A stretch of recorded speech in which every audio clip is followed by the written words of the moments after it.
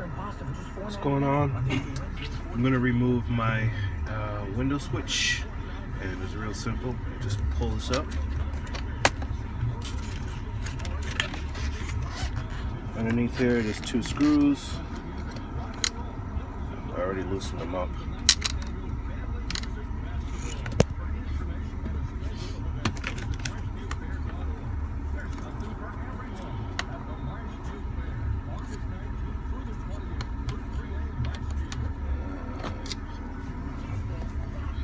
Keep those 2 screws out.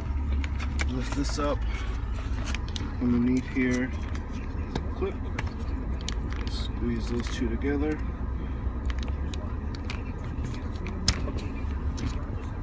Alright. Pull that out, and then you just push down on these 2, and then the switch pops out, and then you put the new one in. And then you do the reverse order, and you have your window switches. Alright, there it is.